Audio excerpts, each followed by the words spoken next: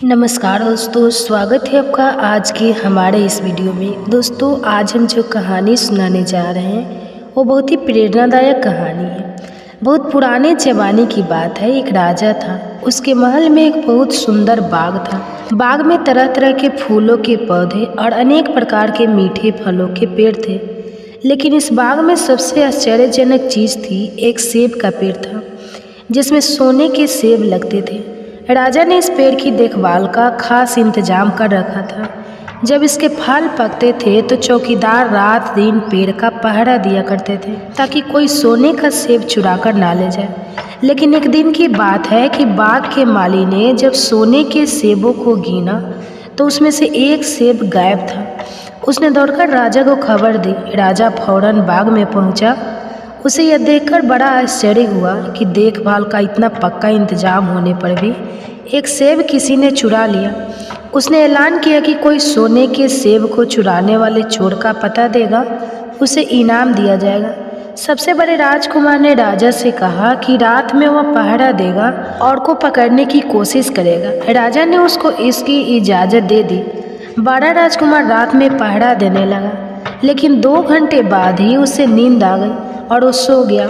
सुबह उठकर जब उसने सेबों को गिना तो वह देखकर चकित रह गया कि रात भर में एक और सेब गायब हो गया था।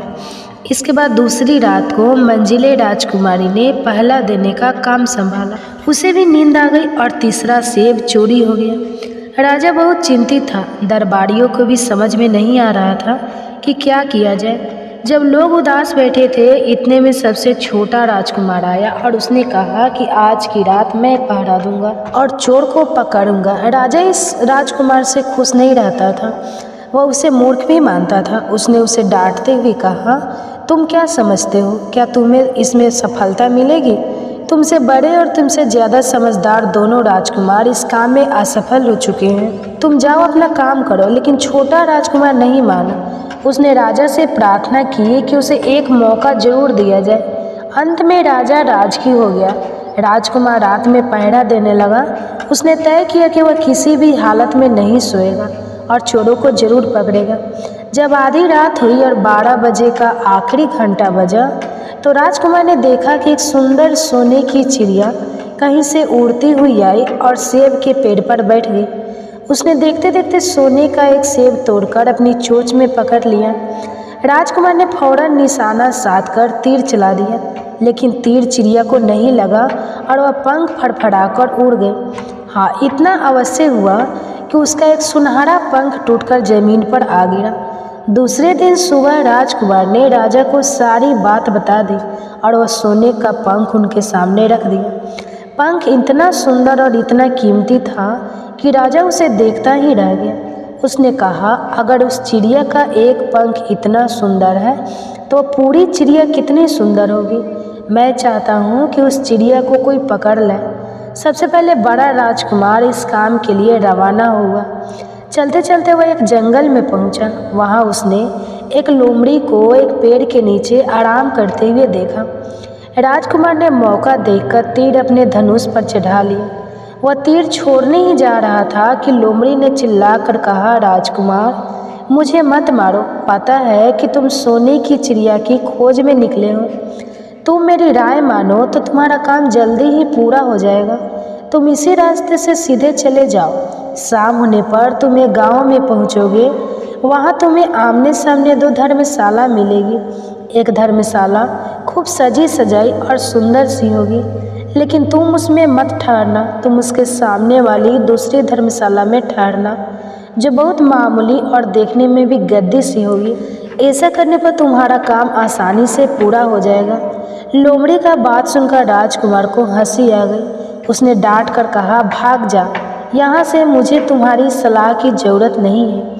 यह कहकर उसने तीर छोड़ दिया, लेकिन लोमड़ी बहुत चालाक थी। वह बचकर निकल भागी। राजकुमार आगे चलता गया। शाम को जब वह एक गांव में पहुंचा तो उसने देखा कि वहां सड़क के किनारे सचमुच 2 धर्मशाला थी। उनमें से एक धर्मशाला खूब सजी सजाई थी और उसके अंदर से लोगों के नाचने गाने की आवाज़ें आ रही थी। दूसरी धर्मशाला गंदी सी थी और वहां अंधेरा घिरा हुआ था। राजकुमार इस सजी सजाई धर्मशाला में ठहर गए।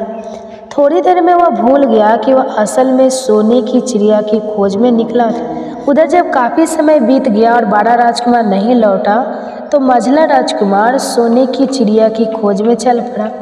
वह भी उसी तरह चलते चलते जंगल में पहुंचा तो वही लोमड़ी उसे भी मिली।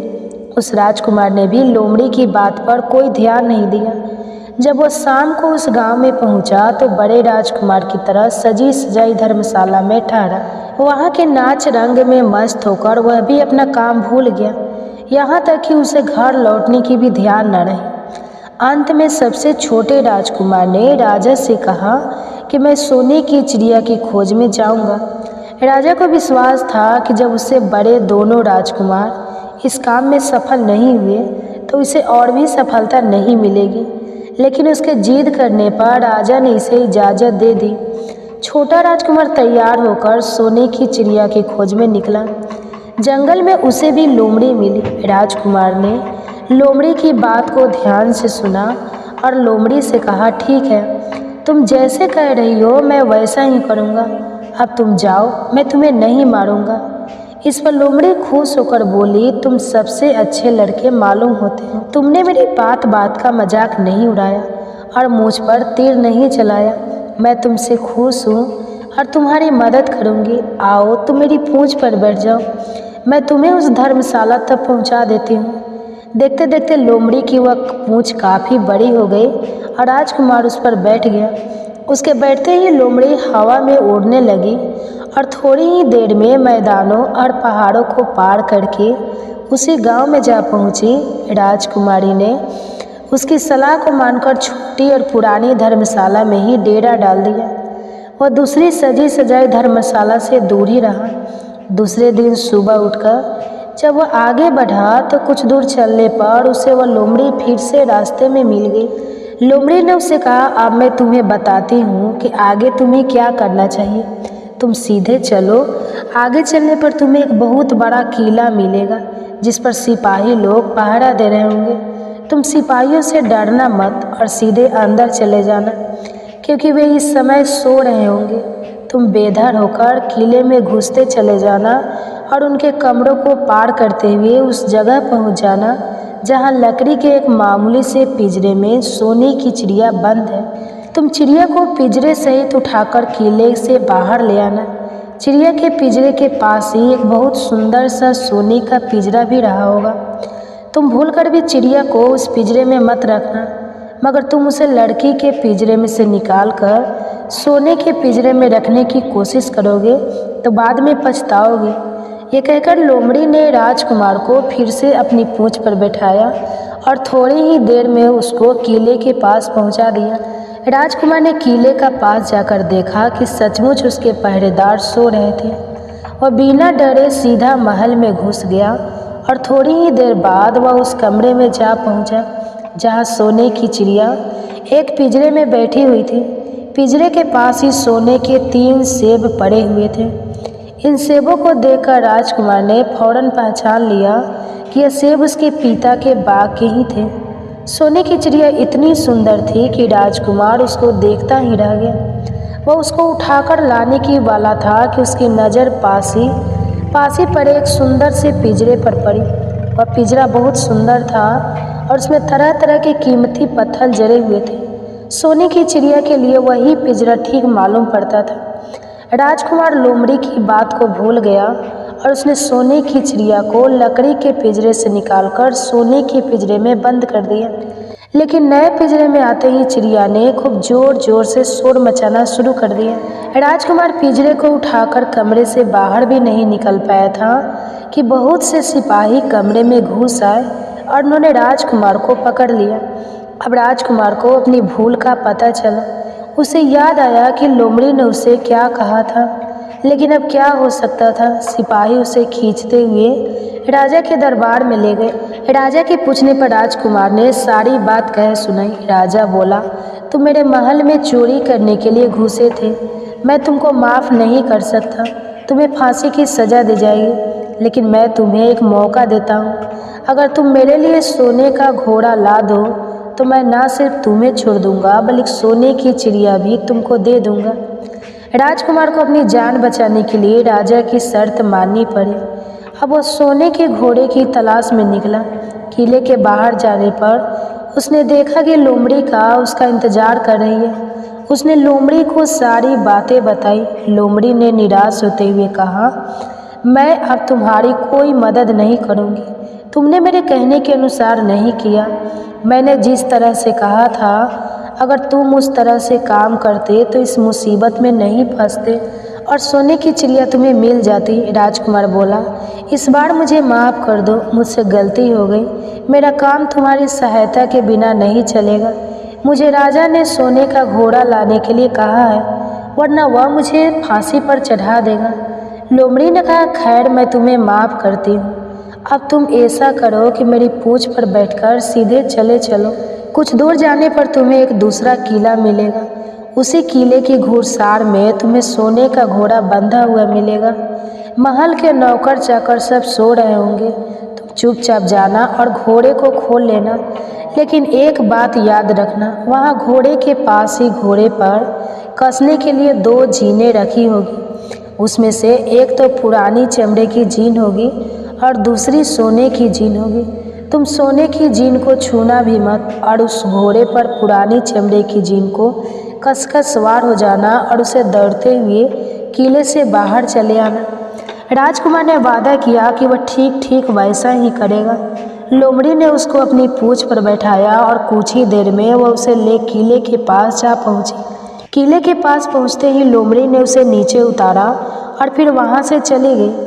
राजकुमार सीधा फाटक से किले में घुस गया। अंदर जाकर उसने देखा कि वहां के सभी नौकर चाकर सोए हुए थे। थोड़ी ही देर में वह किले की घुड़सार में जा पहुंचा। वहां एक बहुत सुंदर सुनहरा घोड़ा बंधा हुआ था। राजकुमार ने पास जाकर देखा कि वह घोड़ा सचमुच सोने का था। ऐसा सुंदर घोड़ा उसने सपने में भी नहीं देखा था। उसने आगे बढ़कर घोड़े को खोल लिया। जब वह बाहर निकलने लगा तो उसकी नज़र एक कोने में पड़ी हुई सोने की जीन पड़ गई। यह जीन बहुत सुंदर थी और इसमें हीरे मोती जड़े हुए थे। उसके पास ही एक फटी पुरानी चमड़े की जीन पड़ी थी।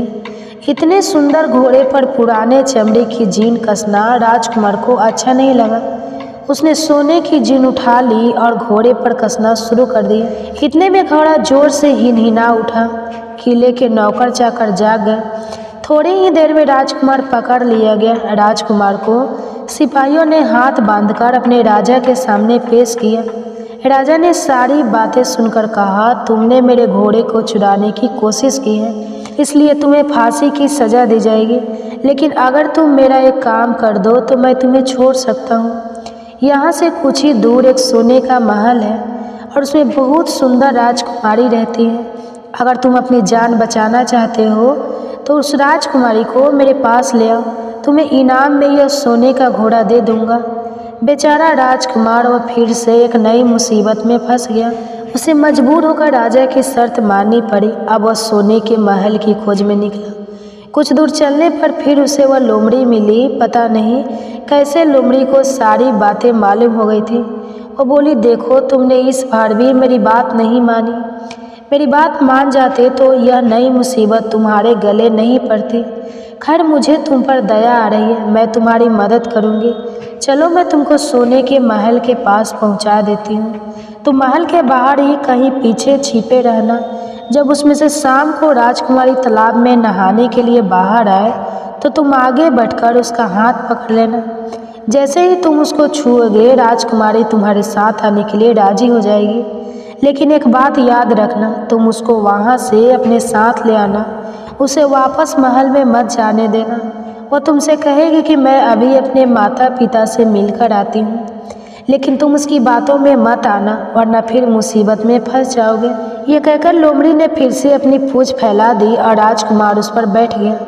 देखते देखते लोमड़ी हवा में उड़ती हुई कुछ देर बाद सोने के महल के पास जा पहुँची। महल के पास पहुँचते ही राजकुमार एक पेड़ के नीचे छिपकर बैठ गया। शाम को जब राजकुमारी नहाने के लिए आई, किले से बाहर आई तो राजकुमार ने हिम्मत करके आगे बढ़कर उसका हाथ पकड़ लिया।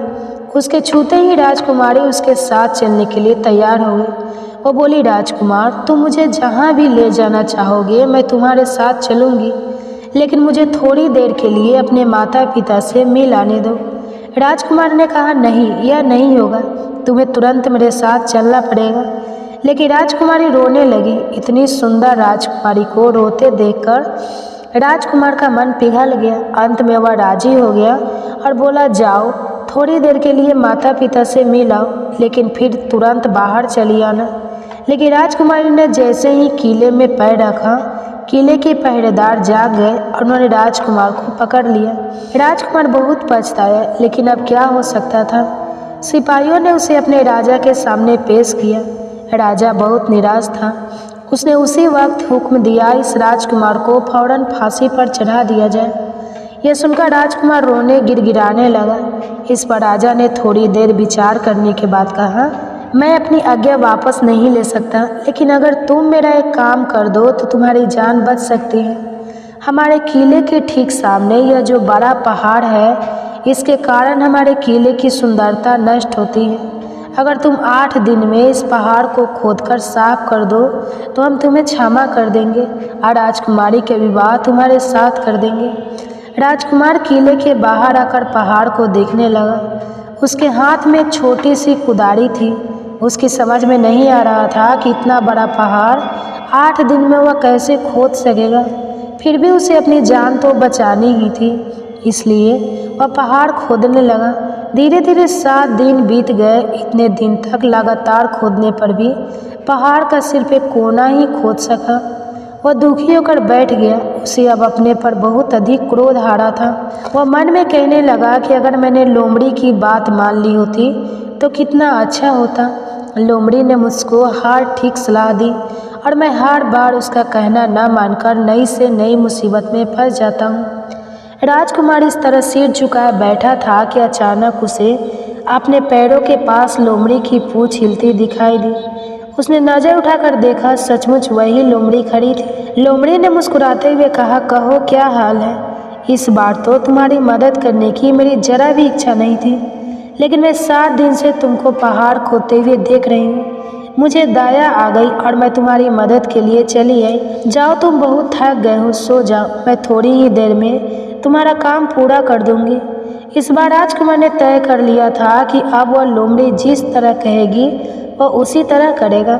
वह चुपचाप उठकर एक तरफ सोने चला गया। थोड़ी ही देर में उसे नींद आ गई। सुबह जब वह सोकर उठा तो उसे अपनी आंखों पर विश्वास नहीं हो रहा था। वहाँ कहीं भी पहाड़ का नाम नहीं था और महल का सुंदर दृश्य दिखाई दे रहा था। राजकुमार सीधा राजा के पास पहुँचा। राजा उसके काम पर बहुत खुश था। उसने तुरंत अपने वादे के अनुसार राजकुमारी के साथ उसका विवाह कर दिया। जब राजकुमार उस सुंदर राजकुमारी के साथ कुछ दूर चला तो उसे रास्ते में फिर वही लोमड़ी मिली। लोमड़ी बोली, बधाई हो राजकुमार, राजकुमारी के साथ तुम्हें देखकर मुझे बड़ी खुशी हो रही है, लेकिन अब तुम्हें सोने का घोड़ा और सोने की चिड़िया भी प्राप्त करनी चाहिए, क्योंकि ये दोनों चीज़ें तुम्हारे ही लायक हैं और तुम आसानी से प्राप्त कर सकते हो। लेकिन भला मुझे सोने का घोड़ा और सोने की चिड़िया कैसे मिल सकती है? मैं तो इस राजकुमारी को भी उस राजा के लिए ले जा रहा हूँ। लोमड़ी ने कहा, नहीं, तुम ऐसा काम कभी मत करना। उस राजकुमारी के साथ तुम्हारा विवाह हुआ है और यह अब तुम्हारी ही है। अगर तुम मेरे कहने के अनुसार काम करो तो तुम्हें सोने का घोड़ा और सोने की चिड़िया भी मिल सकती हैं। तुम पहले इस राजकुमारी को लेकर सोने के घोड़े वाले राजा के पास जाओ। राजा खुश होकर तुमको सोने का घोड़ा दे देगा। तुम घोड़े पर सवार हो जाना और सवार होकर सबसे विदा लेना।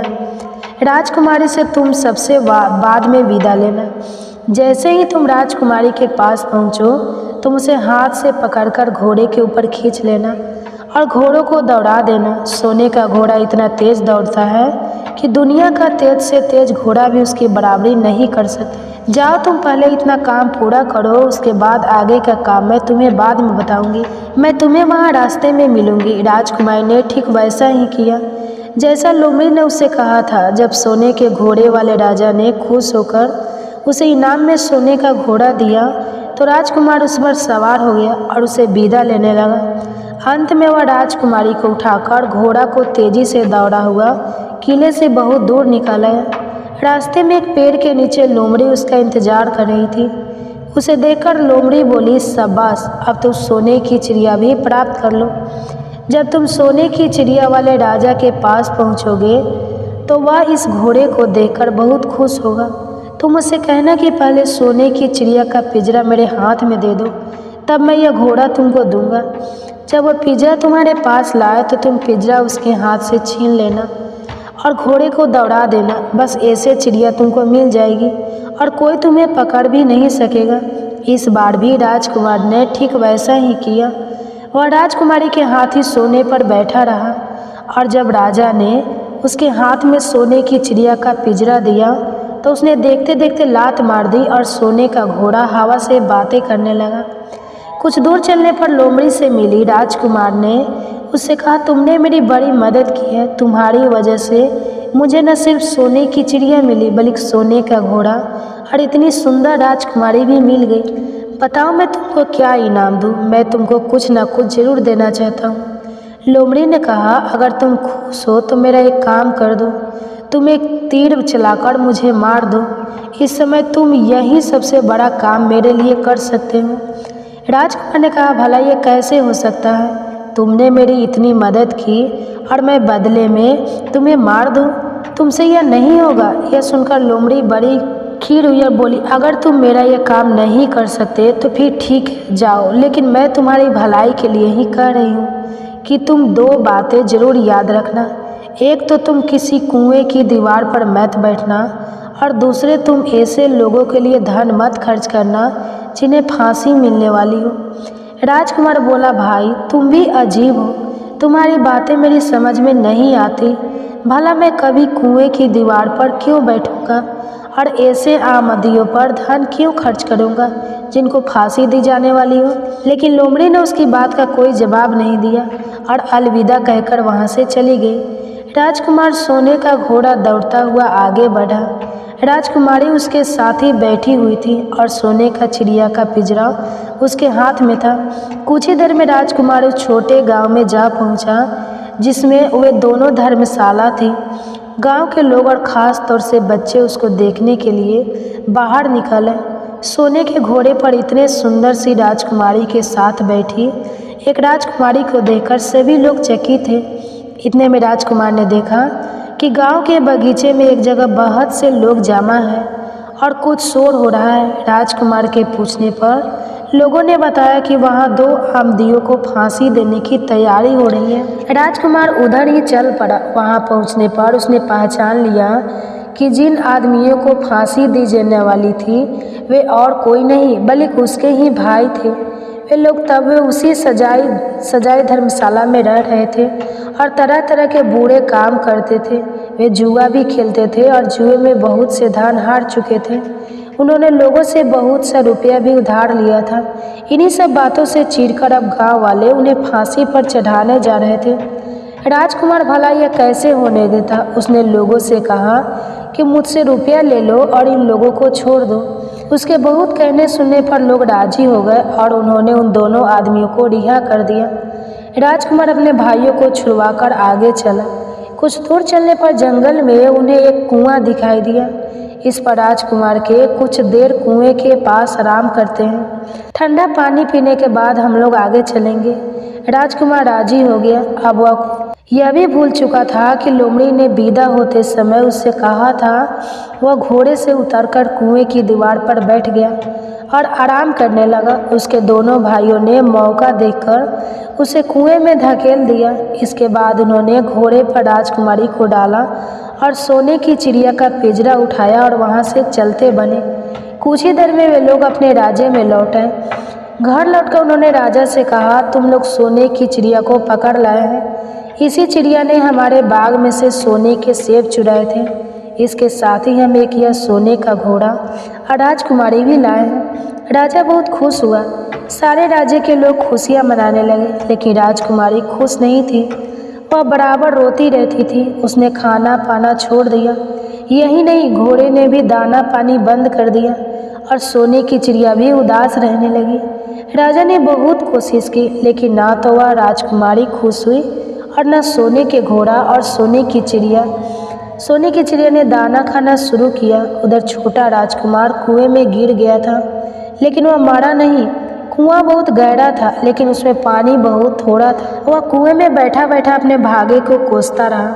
अब उसे फिर उसी लोमड़ी की याद आई और वह पछताने लगा कि अगर मैंने उसका कहना मान लिया होता तो मैं मुसीबत में ना फंसता। राजकुमार ने जैसे ही लोमड़ी को याद किया, लोमड़ी नामालूम कैसे कुएं के मुंह पर आ पहुंची और बोली, देखो राजकुमार, मैंने पहले ही तुम्हें समझाया था कि किसी कुएं की दीवार पर मत बैठना और ऐसे आंधियों की मदद मत करना जिन्हें फांसी दी जाने वाली हो, लेकिन तुम नहीं माने। खैर चलो, अब आखिरी बार मैं फिर तुम्हारी मदद कर देती हूँ। लो, मेरी पूँछ पकड़कर कुएं से बाहर निकल जा। यह कहकर लोमड़ी ने अपनी पूँछ कुएं में लटका ही दी। देखते देखते पूँछ इतनी लंबी हो गई कि कुएं के फंदे में पड़े राजकुमार के पास तक जा पहुंची। राजकुमार उसे पकड़कर कुएं से बाहर निकाल आया। लोमड़ी ने उससे कहा, जाओ, अब तुम अपने घर जाओ, लेकिन जरा होशियार रहना। तुम्हारे भाई तुम्हारी जान के दुश्मन हैं। वे लोग जरूर तुमको ढूंढ रहे होंगे। राजकुमार घर की ओर चल पड़ा। अपने राज्य में पहुंचने पर उसे एक भिखारी मिला। भिखारी को उसने अपने सुंदर कपड़े दान में दे दिए और उनके भदे पुराने कपड़े पहन लिए। इस तरह भेष बदलकर वह अपने किले में पहुंचा। वहां उसके पहुंचने पर एक बड़ी आश्चर्यजनक बात हुई। सोने का घोड़ा खुशी से हिनहिनाने लगा और दाना खाने लगा। सोने की चिड़िया भी अपने पिंजरे में खुशी से फुदकने लगी और गाना गाने लगी। राजकुमारी ने अपने आंसू पोंछ डाले और वह भी खुश दिखाई देने लगी, लेकिन राजा की समझ में कुछ नहीं आया। उसने राजकुमारी से इसका कारण पूछा तो वो बोली, मैंने तो पहले ही आपको सारी कहानी बता दी थी। आपके बड़े और मझले राजकुमार ने छोटे राजकुमार के साथ धोखा किया है। इन्होंने आपको भी धोखा दिया है, लेकिन अब आपका छोटा राजकुमार यहाँ पर आ पहुँचा है, इसलिए मुझे बेहद खुशी हो रही है। उसी के साथ मेरी शादी हुई है और मैं उसके साथ ही सुखी रह सकती हूँ। फिर उसने मैले कुचैले कपड़े पहने एक आदमी की ओर इशारा करते हुए कहा, वह रहा आपका छोटा राजकुमार। राजा ने भी अपने छोटे लड़के को पहचान लिया। अब राजा ने अपने छोटे बेटे के बारे में अपने विचार बदल दिए। अब वह उसको बहुत समझदार और बहादुर मानने लगा और उसे बहुत अधिक प्यार करने लगा। उसने उसको राजगद्दी पर बैठाने का निश्चय किया। बड़े और मझले राजकुमार ने अपने छोटे भाई को ही धोखा नहीं दिया, बल्कि राजा को भी धोखा दिया है। इससे राजा उनसे बहुत नाराज था। उसने उन दोनों को अपने राज्य से निकलवा दिया। इसके बाद बड़ी धूम के साथ राजकुमारी के साथ राजकुमार का विवाह हुआ और दोनों खुशी से रहने लगे। लेकिन राजकुमार उस लोमड़ी को नहीं भूला था जिसने उसकी सहायता की थी। एक दिन समय निकालकर वह जंगल में उस लोमड़ी की खोज में निकला। बहुत ढूंढने के बाद एक पेड़ के खोखले भाग में उसने उस लोमड़ी को चुपचाप बैठे हुए देखा। लोमड़ी बहुत उदास थी और पहले से बहुत ज़्यादा दुबली भी हो गई थी। राजकुमार को देखते ही लोमड़ी ने उसे पहचान लिया और कहा, आ कहो राजकुमार, आज इधर कैसे आना हुआ? राजकुमार ने कहा, मैं आज तुम्हें ही ढूंढने के लिए आया हूँ। चलो मेरे बाग में आराम से रहना, वहाँ तुम्हें किसी तरह की तकलीफ नहीं होगी। यहाँ तो जंगल में तुम्हें खाने पीने की तकलीफ होती होगी और जंगली जानवरों और शिकारियों का डर बना रहता होगा। लोमड़ी ने कहा, नहीं राजकुमार, मैं यहाँ ठीक हूँ और भला अब तुम्हें मेरे दोहत से क्या लेना देना? तुम्हारा काम निकल गया, अब तुम खुशी से अपने राज्य में रहो। राजकुमार बोला, नहीं, तुमने मेरा बड़ा उपकार किया है। मैं तुम्हें इनाम देना चाहता हूँ और अपने साथ ही रखना चाहता हूँ। राजकुमारी भी बहुत खुश होगी, वह भी तुमसे मिलना चाहती है। लोमड़ी बोली, अगर तुम सचमुच मुझे इनाम देना चाहते हो तो मेरा एक काम कर दो। मैंने तुमसे पहले भी कहा था कि तुम तीर चलाकर मुझे मार दो, इसी से मेरा लाभ होगा। असल में एक जादूगर ने मुझ पर जादू कर रखा है। मैं लोमड़ी नहीं हूँ, मुझे उसके जादू के प्रभाव से लोमड़ी के रूप में रहना पड़ रहा है। मैं तो उसी देश का राजकुमार हूँ जहाँ की राजकुमारी से तुम्हारा विवाह हुआ है। असल में वह राजकुमार मेरी छोटी बहन है। अगर तुम तीर चलाकर मुझे मार दोगे तो इस जादू से मुझे मुक्ति मिल जाएगी और मैं फिर अपने देश लौट सकूँगा। राजकुमार को यह सुनकर बड़ा आश्चर्य हुआ। उसने फौरन अपने धनुष पर तीर चढ़ाया और लोमड़ी की ओर छोड़ दिया। तीर के लगते ही लोमड़ी मर गई और उसमें से एक सुंदर सा राजकुमार निकल आया। फिर दोनों राजकुमार आपस में गले मिले। इसके बाद दोनों राजकुमार वापस महल में लौट आए। वहाँ राजकुमारी अपने भाई से मिलकर बहुत खुश हुई।